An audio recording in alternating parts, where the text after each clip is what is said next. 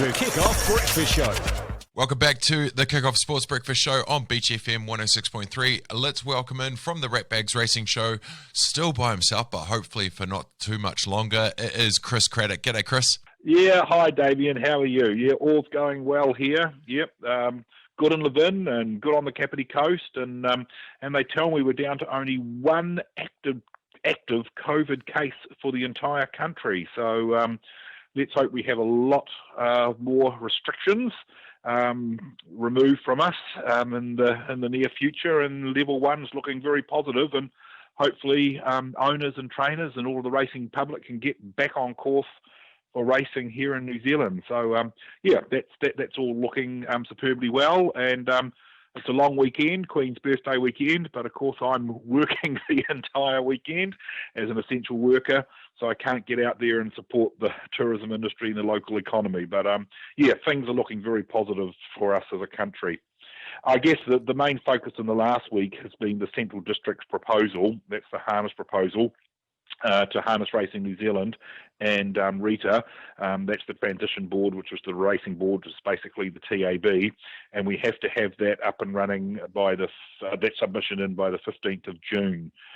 So good news on that front. They ran a trial of 8 horses at Manawatu Raceway on Tuesday after the Greyhound meeting, and apparently all the camera angles and everything went superbly well, because there's a little bit of a financial difference between being able to present a greyhound meeting to trackside TV as opposed to harness racing, and that was a little bit of a sticking point. That's our whole idea of getting harness racing back here in the lower half of the North Island, based around Manawatu Raceway, and dual coding with the greyhounds each Tuesday, having 4 or 5 races. So things are looking quite positive there. There's been a Zoom meeting. I know Kerry Hobbs, who's the race day secretary for all the harness clubs in the lower half of North Island, he's been talking to RITA directly. I know the Manawatu Harness Club Committee's been having several meetings, and then another Zoom meeting of all presidents of Central District's harness clubs this coming Tuesday. So fingers crossed, we will have harness racing here in the lower half of the North Island come the new season on August the 1st. So we're optimistically positive, I guess, and even more so for Kapiti Coast harness supporters and those who love to attend the Otaki Maori Racecourse, which I describe as the most picturesque course in the country.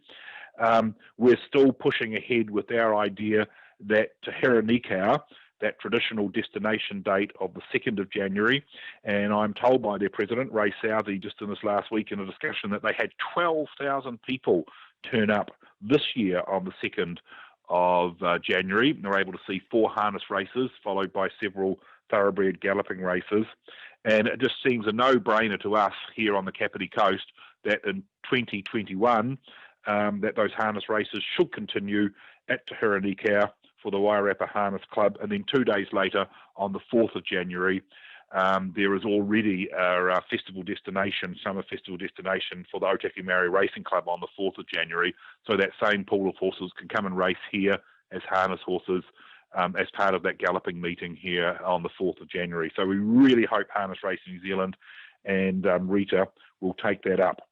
But, we've got until the 15th of June to get that submission in and try to get people on board with us. Of course, the greyhounds continue to race in New Zealand and have done for several weeks now. But of course, the big news of the week was we do have horses racing again here in New Zealand. The harness code is up and running, and people would be aware that there were fantastic nominations. So on Thursday, there were 9 races at Addington, and then 12 races on Friday night at Addington, a total of 21 races, basically full fields. So very pleased with that. We're up and running again as an industry. The horses are running around. And I was pleasantly surprised. I know there's been the demise of trackside radio. You can't listen on your radio anymore to horse racing in New Zealand, but the trackside TV presentation was superb. I know RITA has had to make 230 people redundant, and there was some concern about the amount of cameras and the type of presentation you would get. I happened to have the day at home on Thursday, so I watched those 9 races from Addington, and the presentation was superb, and it really encouraged people to have a wager. That's how the whole industry is funded.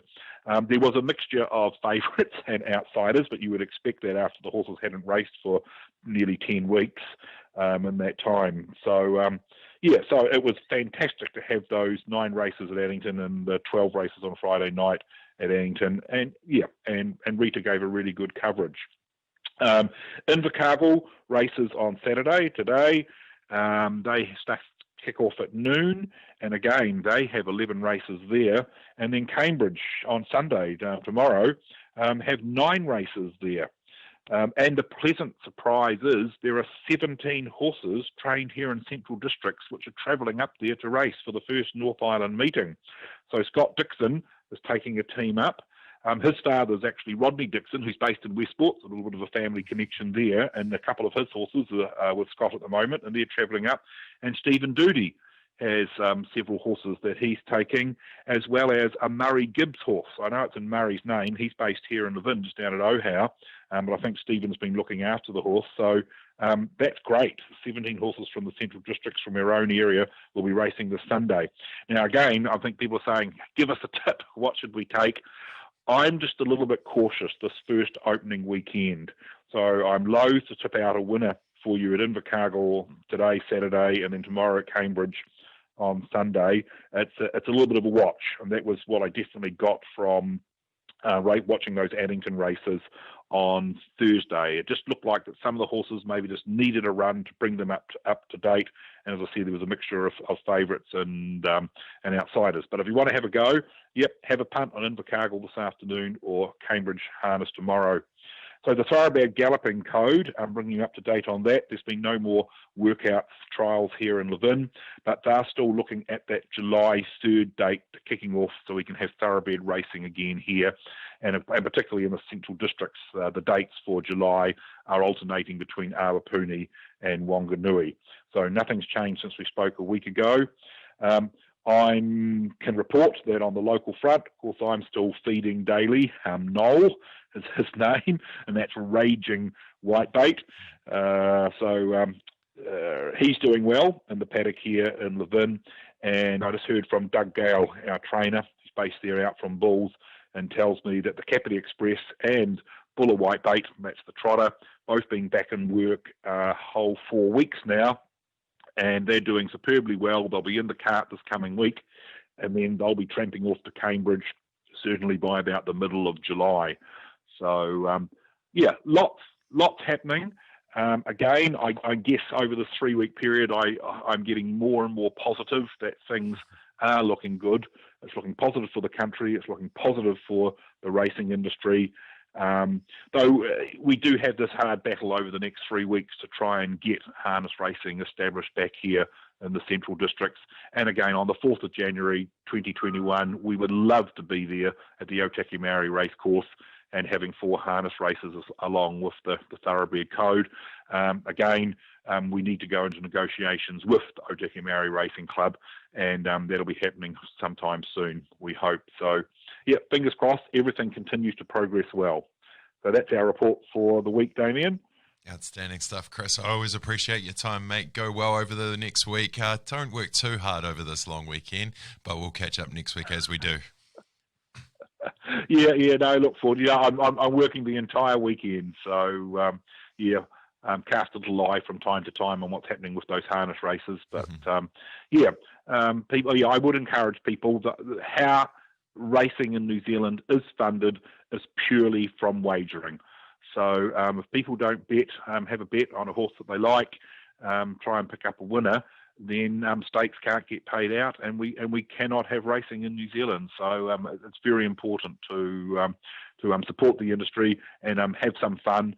And hopefully the restrictions will be reduced soon, and when we move into level 1, we'll be able to get back on course, hopefully here in Central Districts, and we can be attending Awapuni for the gallops, and we'll be attending Manawatu Harness for the trots, and that would be great.